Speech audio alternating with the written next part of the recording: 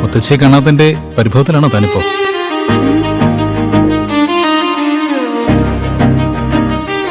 അത് പേടിക്കാനൊന്നുമില്ല. നമുക്ക് രണ്ടുപേർക്കും കുറച്ചു നേരം സല്ലപിക്കാൻ വേണ്ടി മുത്തശ്ശി മനഃപൂർവ്വം മാറിക്കളഞ്ഞതാണ്. അവരിപ്പോ വീട്ടിലെത്തി കാണും. മുത്തശ്ശി കാര്യങ്ങളൊക്കെ പറഞ്ഞില്ലേ? ഇനിയെങ്കിലും അമ്മ പറയുന്നത് അതേപടി അനുസരിക്കാമെന്നൊന്നും നീ പ്രതിജ്ഞ എടുക്കരുത്.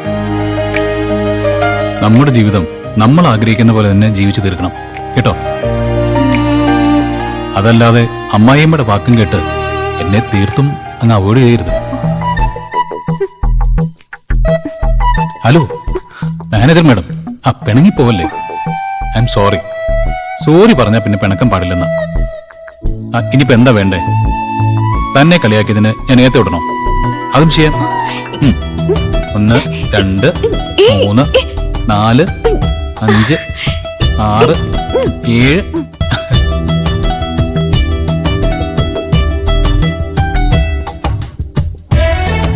വാ, എന്തായാലും നടക്കാനിറങ്ങിയല്ലേ, നമുക്ക് കുറച്ചുകൂടി നടക്കാം.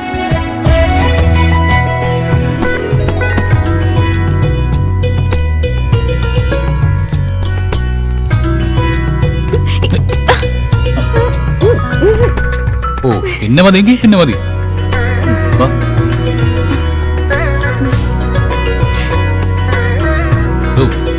തനിക്കേ ഒരു കാര്യം അറിയൂ?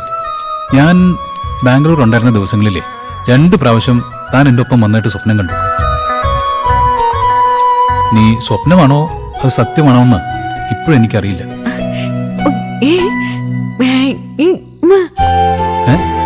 താനും അതേ സ്വപ്നം തന്നെ കണ്ടെന്നോ? അതെ, തന്നെ അടുത്ത് കിട്ടാത്തതിന്റെ സങ്കടം ഞാൻ മൂകാംബ അമ്മയോട് പറഞ്ഞിരുന്നു.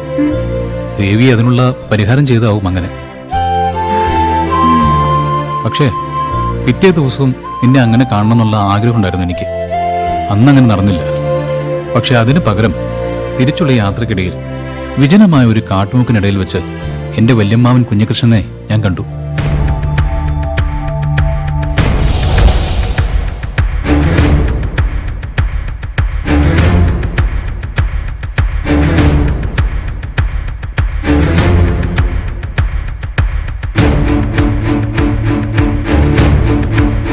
ഏയ് ചേട്ടാ, കുടിക്കാൻ അല്പം വെള്ളം കിട്ടുമോ?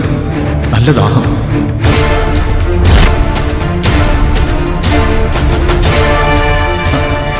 ആ വല്യമ്മ, എന്നെ മനസ്സിലായില്ലേ? ഞാൻ സന്ദീപ്.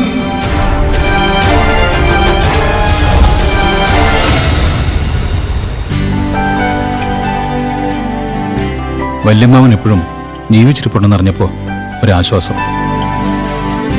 പക്ഷെ എന്നെ കണ്ടിട്ടും മനസ്സിലായിട്ടും എന്തിനാണ് എനിക്ക് മുഖം തരാതെ ഓടിക്കളഞ്ഞെന്ന് എനിക്ക് മനസ്സിലാവുന്നില്ല.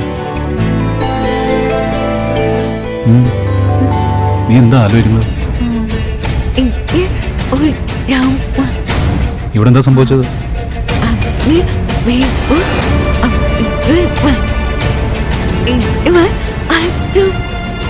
I